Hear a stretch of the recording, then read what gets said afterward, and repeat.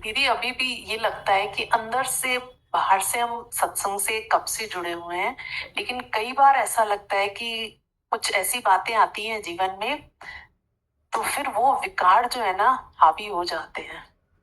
अभी भी मतलब वो चीज जो इतनी खुशी अंदर से आनी चाहिए अभी भी फील नहीं होती, अंदर से नहीं लगता ऐसा। ये चीज अंदर से बहुत गिराती है कि मतलब इतनी मेहनत लेने के बाद अगर विकार हावी हो जा रहे हैं तो बहुत अंदर से ग्लानि होती है अपने ऊपर कभी कभी। ऐसा आशीर्वाद सच में ऐसा भर दीजिए। ये संकल्प हम इस बार लेके आए थे कि बस अब गुरु दर पे जा रहे हैं, एक एक वचन बस जीवन में लग जाए, केवल सुने नहीं बस जीवन बन जाए ऐसा।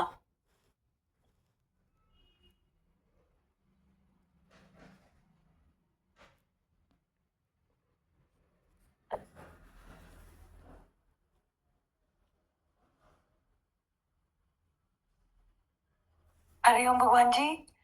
गुरु जी बहुत अच्छा बता रहे थे कि सुख और दुख सब जोड़े में ही है। आएंगे तो साथ ही आते हैं, सुख आएगा तो दुख साथ में आएगा ही। लेकिन गुरु की इतनी मेहर नजर आती है कि वो गुरु ही है जो सुख दुख से उपराम कर देता है।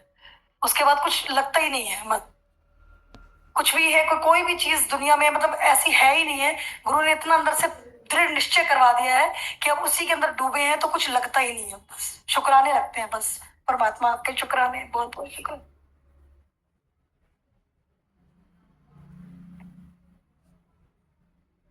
हरिओम भगवान जी। जब से आए हैं रजा में राजी रहना सिखा दिया, पर फिर भी अभी कभी कभी ना अंदर की लगता है कि खुशी में बहुत कमी है, अंदर आनंद में कमी है। हरिओम।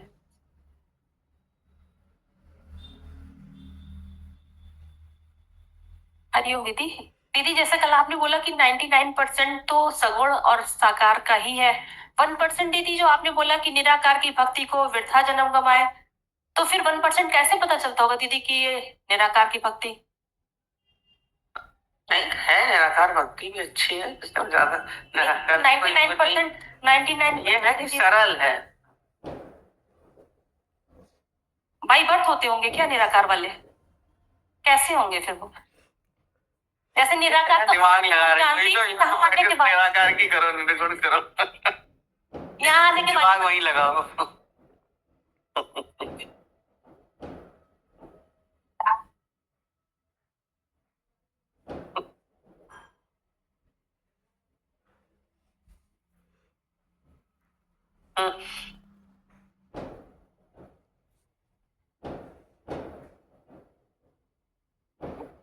दीदी अभी तक ये सोचते थे कि गीता भी है, भगवान भी है, गुरु क्यों कहा गोविंद जी ने, वो कबीरदास जी ने गुरु का पद ज्यादा ऊंचा है।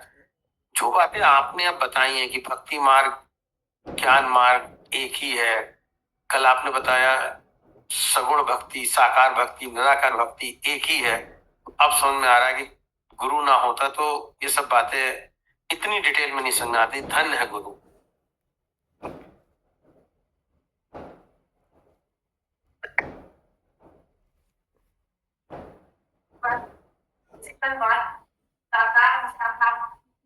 उस सच में वैसे साकार भक्ति है तो बहुत अच्छी, मन उसमें खुश रहता है, प्रसन्न रहता है।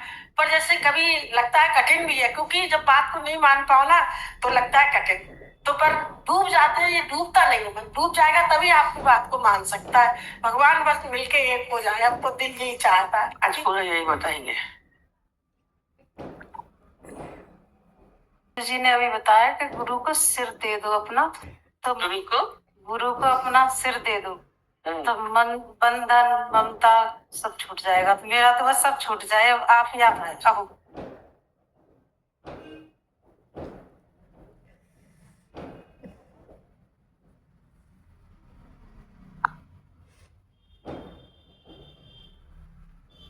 आज भगवत गीता के अध्याय 12 का दूसरा श्लोक है।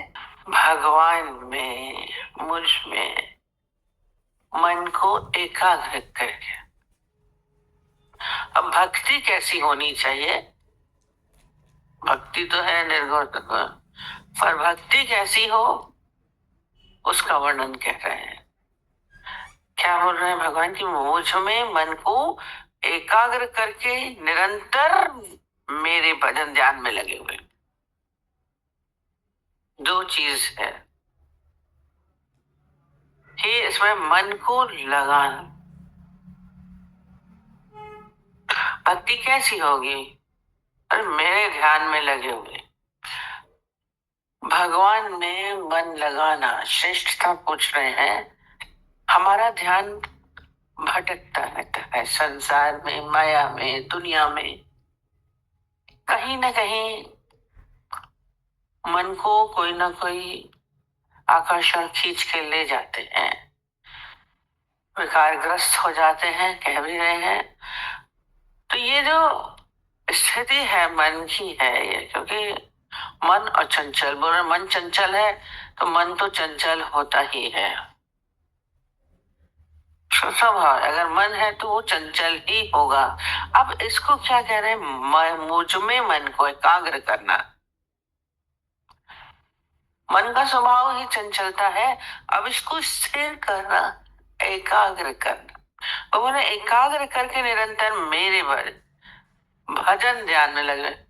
कारण बता दे रहे हैं, उपाय भी बता दे रहे हैं। कितना इजी बोल रहे हैं, निरंतर मेरे भजन में। अब ये निरंतर में क्या है? और एकाग्र, एकाग्र होना बहुत मुश्किल लगता है। बच्चा सारा समय चलता है बोला, और मन जो है वो बालक होता है, जैसे बच्चा स्थिर नहीं होता वैसे ही मन भी एकाग्र नहीं होता, स्थिर नहीं होता। एकाग्र तो माने स्थिर होना। वो दौड़ता रहता है, भागता रहता है। बोले पर क्या कह रहे हैं? मुझ में स्थिर करके। ये बहुत बड़ा साधन है। एकाग्र कैसे होगा? पहले तो ये मुझको मन को एकाग्र करना है। इंद्रियां कहीं ना कहीं देख रही हैं, सुन रही हैं, हो रही है सब जगह, इसलिए उसी के अनुसार फिर भागती है। मन की जो जो स्थिति है वो भागने वाली है। पर मन कहाँ कैसे होगा इससे? इसके लिए सरल साधन क्या है? सब साधन का मूल है दुर्लभ सतगुरु प्रेम। जब आपके भीतर प्रेम उपजता है, आपके भीतर प्रेम उपजता है, तो आप देखिए आपका किसी से भी प्रेम होगा तो आपका निरंतर ध्यान कहाँ होगा? उसी में ही होगा। वो ना निरंतर ध्यान में लगे, भजन में, मेरे भजन में, मेरे ध्यान में है। आपका ध्यान में क्या है? जिससे आपका प्रेम होता है उसी में ही आपका ध्यान लगा रहता है। एक स्त्री ने जाके संत से पूछा, मैं ध्यान कैसे लगाऊं? ध्यान कैसे लगाऊं? ध्यान तो लगता नहीं है, और भगवान में ध्यान कैसे लगे? मन हमारा एकाग्र होता नहीं है। मन को एकाग्र कैसे करें? इसमें कह रहे हैं मन को एकाग्र करें, वो तो होता ही नहीं। अब ध्यान में बैठ के मन भागेगा, कहीं ना कहीं दौड़ता है, माला जपिए कहीं ना कहीं दौड़ता है, एकाग्र नहीं होता है, स्थिर नहीं होता। संत ने ऐसे ही धीरे से बोला, तुम्हारा किससे प्रेम है? तुम्हारा किससे प्रेम है? उसने बोला, मेरे छोटे पुत्र में मेरा बहुत प्रेम है, छोटे बेटे से मैं बहुत प्यार करती हूँ। तो उसने बोला, उसी का ध्यान करता रहा, उसी का ध्यान। बोले भगवान का ध्यान करना है? आप बोल रहे हैं कि बेटे का ध्यान करो, वो तो मेरा बेटा है। बोले मैं कह रहा हूं ना तू सारा समय उसका ध्यान कर। अब वो बोली ऐसा कैसा? अब बोला ऐसा क्यों बोल रहे हैं? कहते हैं जहां प्रेम होता है वहीं ध्यान लगता है। तो एकाग्र तो है तो मन तभी होगा, तुम्हें एकाग्र करने की जरूरत नहीं होगी। जैसे बच्चा कहीं बेटा बाहर जाता है, उसका सारा ही ऐसे खाता था, ऐसे पहनता था, ऐसे बोलता है, का बच्चा बाहर गया, सारा समय याद आता है वो कैसे खाता था, ये बोलता उसको ये चीज अच्छी लगती थी, ऐसा खेलता था, इस समय वो खेलने जाता था, इस समय वो पढ़ता था, इस समय मेरे से मजाक करता था, वो ऐसे बोलता था।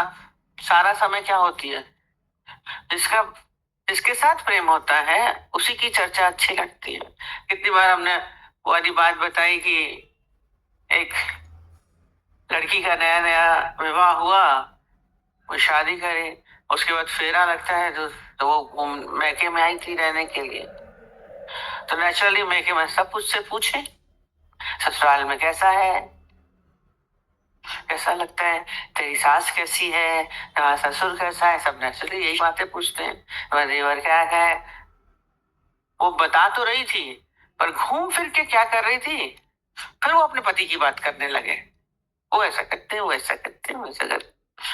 बोलो मैं ससुर का पूछ रहे हैं आपकी तुम्हारी बात, तुम फिर उस पति पे आ गए, फिर वो देवर की पूछे तो फिर वो पति पे आ जाए, सास की पूछे फिर वो ससुर अपने पति पे आ जाए, ये तो बड़ा अजीब हो गया। क्या था उसका, पति से प्रेम, तो उसी की चर्चा अच्छी लग रही थी उसको। पति को मेरा माना, अभी उसमें उसमें अपना तो गया नहीं था, प्रेम हुआ नहीं था। जिसको मेरा मान लेते हैं उससे प्रेम होता है, कनेक्शन, और फिर उसी का ध्यान स्वतः ही लगता है, उसी की चर्चा, और पति की ही चर्चा कर रही।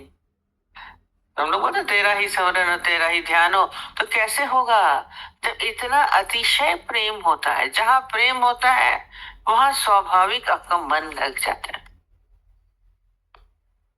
ये जो बोलो निरंतर मेरे भजन में, मेरे ध्यान में, एक निरंतर बोला है, कल भी बोला निरंतर, जिसमें अंतर नहीं हो, अंतर नहीं हो। और अंतर देखिए, एक तो कंटिन्यू करना वो होता है, और निरंतर होता है कि दूसरा कोई अंतर ना रह जाए किसी में। माने हर एक में, सगुण भक्ति में क्या होगा, आपको हर जगह भगवान ही नजर आएगा, कोई अंतर किसी में नहीं रह जाएगा। पेड़ में, पक्षी में, पशु में, अन्न में, हर संबंधों में आपको क्या दिखेगा, परमात्मा। बेटा नहीं है, भगवान है, पति नहीं है, भगवान है, दुश्मन नहीं है, भगवान है, जड़ चाहे चेतन में है, अर्जुन मैं ही हूँ। दो अंतर एक शब्द में, निरंतर। एक तो साल लगातार, एक होता है लगातार आपको क्या हो, उसी का ही ध्यान लगा रहे, निरंतर। और हर जगह फिर क्या होगा, आपको वही नजर आएगा। पत्ते पत्ते में देखा निराकार को, वो स्थिति आपकी प्रेम में ही संभव है, भक्ति में ही संभव। जो भक्तजन अतिशय श्रेष्ठ श्रद्धा से युक्त, ये जो लगातार होता है ना, श्रेष्ठता उसमें आ जाती है। श्रेष्ठता लानी नहीं पड़ती, प्रेम, अतिशय प्रेम, प्रेम में ध्यान लग गया, ध्यान में वो सारा समय आपके भीतर आ जाएगा। फिर जब उससे प्रेम हो जाता है, जिससे भगवान से जिससे का प्रेम हो गया, तो उसमें श्रद्धा स्वतः आती है। प्रेम में श्रद्धा लानी नहीं पड़ती। माँ बाप से में श्रद्धा होती है तो उसकी बात सच मानते हैं। प्रेम में ही जो है वही श्रद्धा श्रेष्ठ है। श्रद्धा बनाई नहीं जाती, किसी से कहेंगे तुम इसमें श्रद्धा रखो, नहीं कह सकते। आपके कहना मान के बोलेंगे ये बहुत अच्छे संत है, इसमें श्रद्धा रखो, ये बहुत अच्छे गुरु हैं, इनमें श्रद्धा रखो। श्रद्धा हमारे भीतर स्वतः पनपती है जब हमारे भीतर प्रेम होता है, और जो ये भीतर से पनपती है वही श्रेष्ठ श्रद्धा है। करना नहीं पड़ेगा, श्रद्धा लानी नहीं पड़ेगी, ये भीतर की एक, बोला ना, अपने प्रेम की एक भाव जब अपनी पराकाष्ठा में आता है तो आप भाव विभोर होके श्रद्धा से जुड़ जाते हैं। प्रेम में आपको सीधा हर कर्म में आपको भगवान ही नजर आने लगे, हर तरफ तेरा ही नजारा। हर कर्म बोले हम भगवान के लिए कर रहे हैं, देखना भगवान नहीं खाना बना रहे हैं, नहीं बोले सास ससुर के लिए बना रहे हैं, नहीं बोले घर वालों के लिए बना रहे हैं, भगवान के लिए बना रहे हैं। आपको हर तरफ ऐसा भाव दिखने लगेगा। आज गोपियां उसी प्रेम में डूबी रहती थी, कृष्ण के प्रेम में डूबी रहती थी हर जगह। उनकी तो सगुणों देखा कृष्ण ने कि गोपियां केवल मेरे में आ सकते हैं। भगवान को भी लगता है ना कि खाली मेरे में क्यों आसक्त हो रहे, एक नहीं चाहिए। वो व्यापकता, भगवान तो व्यापक है, हर जगह व्याप्त है। ये व्यापकता जब आपके भीतर उपजे तो भक्ति है।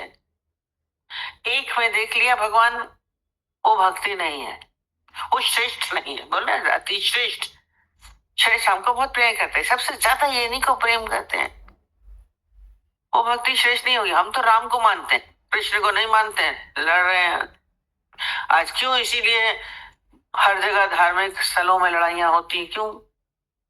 ये मेरा गुरु, ये मेरा भगवान, हर जगह झंझट होते हैं। तो ये सनातन धर्म है, अब ये धर्म है, और ये राम के लिए लड़ाई हो रही है, कृष्ण क्यों आ गए, सिख क्यों आ गए।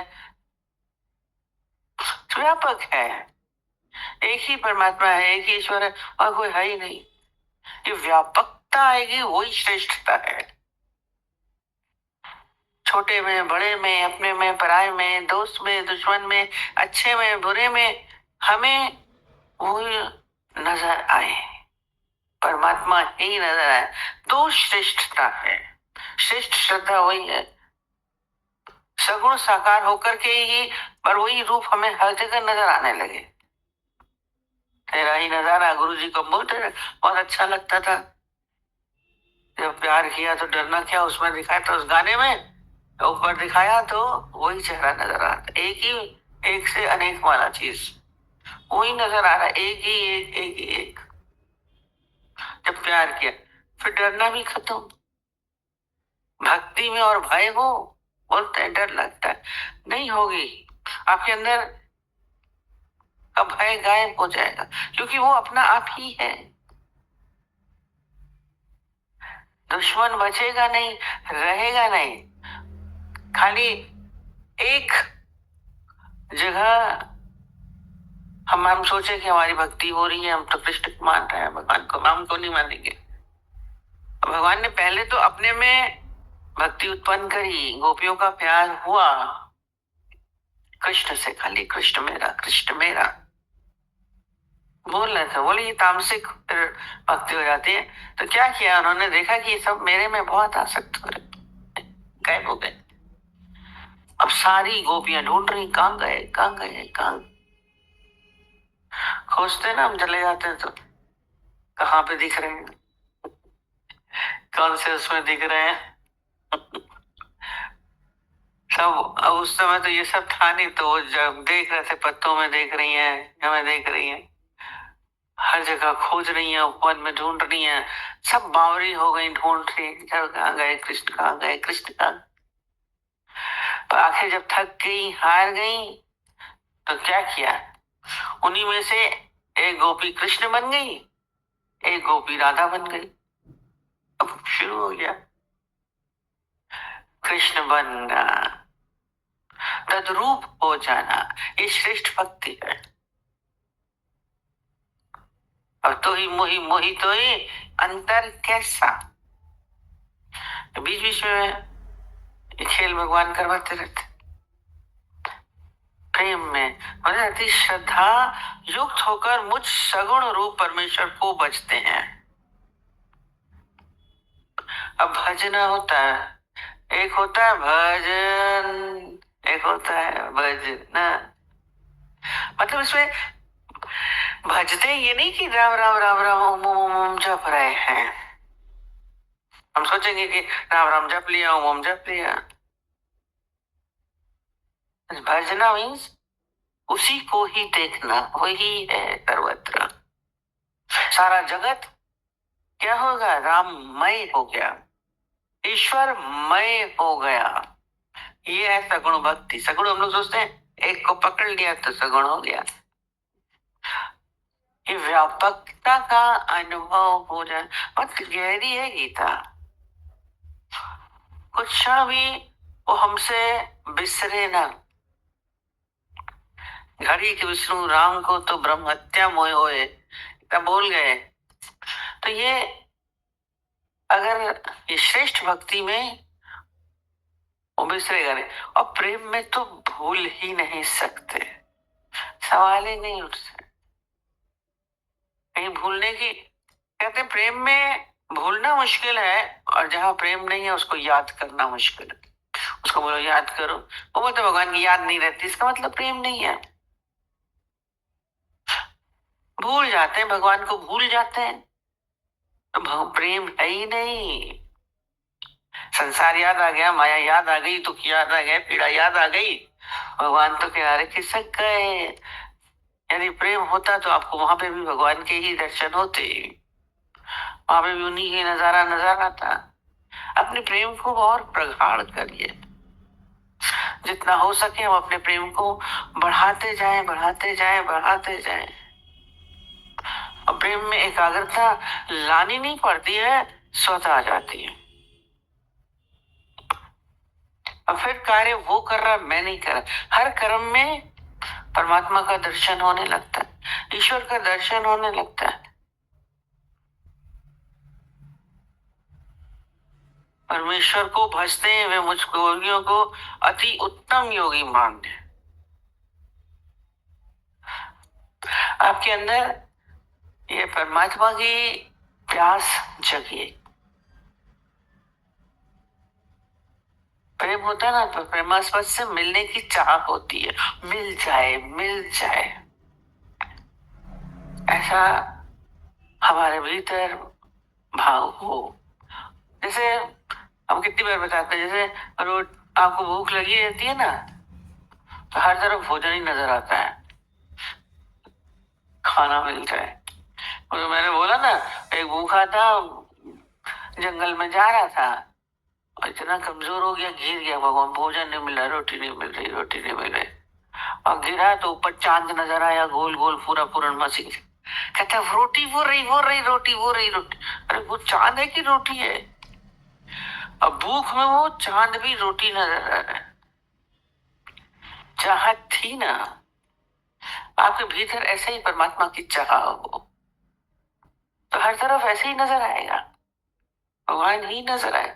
उस दिन मैंने बोला, जब भूख होती है ना एक, तो कहीं आपको बाजार में ले जाएं तो आपको कितने भी बढ़िया कपड़े हो, गहने हो, जूते, पूरे मार्केट में सब कुछ, पर आपके अंदर जब भूख होगी तो आप खाने की होटल की तरफ देखेंगे, चाट की दुकान कौन सी है, होटल कौन सी है, कौन सा बढ़िया खाना मिलेगा, अब घूमते रहेंगे।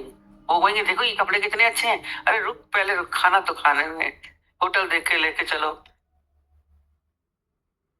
तो कहते हैं ऐसे ही हमारे भीतर जैसे भूख होनी चाहिए परमात्मा की, हे प्रभु तू मुझे मिल।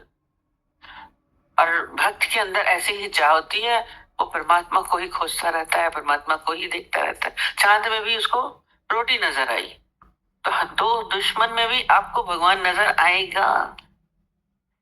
ऐसा भाव हम अपने भीतर लाने का प्रयत्न करें, कोशिश होनी चाहिए। एकाग्रता स्वतः बनेगी, आपकी इंद्रियां सज जाती हैं। भक्तों की इंद्रियों को साधना नहीं पड़ता है, विकारों को साधना नहीं पड़ता है कि अब यहाँ देखो नहीं, यहाँ जाओ नहीं, ये बोलो नहीं, ये सुनो नहीं। अब सुनेंगे तो तेरे ही वचन सुनने में मन करेगा, देखें तो दर्शन करने का ही मन करेगा। बहुत दिन से देखा नहीं है, थोड़ा दिन नहीं देखते, कहते बहुत दिन हो गए नहीं देखा। प्यास जगे, प्रेम में बहुत अच्छा लगता है, सगुण भक्ति है। भगवान खुद कह रहे हैं मेरे भजन में ध्यान लगे, और भक्ति में ध्यान लग जाता है, लगे। और उसी को ही कह रहे मुझको योगियों में अति उत्तम योगी, सगुण भक्ति 90.9% है, उत्तम योगी मान्य है। सगुण को ही वो योगी उत्तम बोल रहे हैं, अति उत्तम। इसमें स्वतः ही मन लग गया, प्रेम में लगाना नहीं पड़ा, स्वतः सहज होता है ये। इसलिए बोला ना सरल है, हमें नहीं करना पड़ रहा है, हमें नहीं लगाना पड़ रहा है, हमें विकारों को जीतना नहीं पड़ा, हमें इंद्रियों के ऊपर अधिकार करने की जरूरत नहीं होती। सद गई इंद्रियां, सद सकती। हम बोलते ना साधु कौन है, जो सदा हुआ, उसको रोकना नहीं पड़ रहा है, नहीं खाना है, यहाँ नहीं जाना है। अब मन करता ही नहीं है जाने का, नहीं खाने का मन, भोजन पड़े रहे ढेर, 56 प्रकार का भोजन, मेरा मन नहीं है। आपको तो आइसक्रीम, चाट, मन ललचा गया, मुंह में पानी आ गया। एक बच्ची बोली केक खा गया, सब बड़ा मजाक है। उसको देख के सबको मजा आ रहा है? सब उसको खिलाने में भी लग गए सबके। आइसक्रीम खाई थी, अरे वो चीज सब खत्म हो जाती है, वो स्थिति, इंद्रियां सद गई। बचपना है, छोटा है तो लग रहा है, बचपना दिखता है ना अगर कोई ऐसा करता। हम रोज बोलते हैं ज्ञान की मैच्योरिटी होनी चाहिए, आपके भीतर ज्ञान की मैच्योरिटी आएगी। ये क्या है मैच्योरिटी? यही है कि इंद्रियां सद गई, मन सद गया, एकाग्र हो गया। 10वां मन है ना, तो ये अपने मन को भी, ये मन को बोल रहे एकाग्र करना, सद गया तो अब कहीं जाने की जरूरत ही नहीं, एकाग्र हो। कहाँ जाएगा? मुल्ला की दौड़ मस्जिद बोलते हैं, कहावत है। आपके मन की दौड़ खाली क्या होगी? सत्संग होगा, गुरु होगा, परमात्मा होगा, और कहीं जाने का मन नहीं करेगा। नहीं तो कहेंगे शॉपिंग कराएं, अच्छा घूम आए, ऐसा ये कर दे। चित्त स्थिर, निरंतर मुझ में भजन ध्यान में लगे हुए, ध्यान में लगना, और लगाना भी नहीं पड़ता है। लगे हुए बोला, लगाओ नहीं बोला। शब्द में कितने सदे हुए शब्द हैं, लगे हुए, ध्यान में लगे हुए। ध्यान लगाना नहीं पड़ेगा, आप लगा सकते ही नहीं है। सब बोलते कैसे ध्यान लगाएं, इम्पॉसिबल, ध्यान लग जाता है। अरे बोला प्रेम है, बच्चे का प्रेम खेलने में है तो उसमें लग जाता है। वो कहते हैं एक बहुत बड़ा गणितज्ञ हुआ, आइंस्टीन का क्या नाम था, वो गणित से उसका प्रेम था बहुत, मैथमेटिक्स में डूबा रहता था सारा समय, वो हल करता रहता था। प्रेमिका की जैसे उसकी गणित, उसकी प्रेमिका थी, डूबा रहता था सारा समय, और सारा उसी के काम में लगा रहता और सब काम भूल जाता था। कहते एक बार उससे मिलने के लिए राम मनोहर लोहिया गए मिलने के लिए उनसे, तो पत्नी बोली बैठिए, कहाँ है? बोले वो नहा रहे हैं, अभी निकल आएंगे। और वो बैठे रहे, अभी निकल आएंगे। भाई नहाने में कितने, 10 मिनट 15 मिनट, बहुत ज्यादा करो तो आधा घंटा। वो बैठे, अभी निकल आ रहे हैं, 15 मिनट बीते, आधा घंटा बीता, वो निकले ही नहीं। 1 घंटा बीत गया, नहीं निकले। और करते करते 1 घंटा, 2 घंटा, 3 घंटा, 4 घंटे बीत गए, अभी तक निकले ही नहीं। बोले अभी तक नहीं निकल रहे हैं, 5 घंटे हो गए, अभी तक नहीं निकल रहे हैं। तो जीवन अजीब सा लगता है, किसी को लगता है कि ये क्या है, इतने घंटे नहाते हैं, 6 घंटे बीत गए थे, निकले ही नहीं थे। तो बोला अरे वो कोई ना हल निकाल रहे होंगे किसी गणित का, बैठे हुए टब में बैठे, कोई उलझ गए होंगे किसी सवाल में, उसी को सुलझा रहे होंगे किसी पहेली को। अरे इतनी देर, और कहते 6 घंटे के बाद वो दरवाजा खोल के आए, वो टब में बैठे क्या कर रहे थे, सवाल हल कर रहे थे। और जब बाहर निकले खूब खुशी से, हाँ हल हो गया, हल हो गया। अरे क्या हल है? वो 6 घंटे इंतजार कर रहे हैं और ये कह रहे हैं हल हो गए, हल हो गए। ये प्रेम था। वो नहीं देख रहा, समय नहीं देख रहा, बाथरूम में नहीं देख रहा है, किसी का कोई भी ध्यान नहीं कि कोई इंतजार कर रहा है, डूब गए। एक खाली गणित से प्रेम है तो वो उसमें डूब गए। परमात्मा से प्रेम हो, गुरु से प्रेम हो, डूब जाने को जी चाहता है, उसके देने की पूरा इतना बड़ा हो। कहते हैं अमृत का पूरा सागर में डूबिए, चाहे एक बूंद ले लीजिए, अमर तो होगी। ऐसा अपने भीतर भाव लाइए, तभी उस मंजिल को पा सकते हैं। नहीं तो बोले वही हमें श्रेष्ठ है, श्रेष्ठ।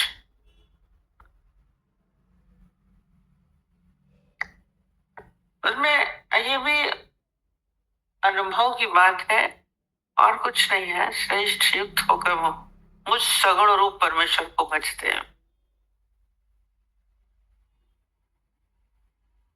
युक्त होकर है श्रद्धा युक्त, और श्रद्धा भीतर से पनपती, अनुभव में आता है परमात्मा का। आपको अनुभव होने लगेगा। किसी के कहने से श्रद्धा नहीं उपज सकती। अरे एक सहज प्रकृति है। आप वो बताते हैं जंगल से निकल रहे हैं, अचानक बिल्कुल सन्नाटा है, सुनसान है, कोई नहीं है, और वही चलते चलते आपको एक घड़ी मिल जाती है, वॉच, कलाई की घड़ी। आपने उसको उठाया, और आपने उठाया तो आपने देखा घड़ी चल रही है। तो आपको पक्का पता चल जाता है कि कोई व्यक्ति यहां से गया है, और गया भी क्या है, थोड़ी देर पहले गया है, क्योंकि बहुत दिन पहले का गया होता तो घड़ी रुक जाती, पहले तो घड़ी चलाने वाले। तो ऐसे ही भगवान में आपका विश्वास पक्का हो जाता है, कोई है। ये आपके भीतर भाव बन जाए तभी स्थिति बनती है। वो श्रेष्ठ आपको योगियों में अति उत्तम योगी, ऐसा भाव है, ऐसी भक्ति है, निरंतर ध्यान है, भजन ध्यान में है, एकाग्रता, निरंतरता और श्रद्धा, 3 बातें इसमें हैं। तभी आप उत्तम हो सकते हैं, उत्तम योगी मान्य है।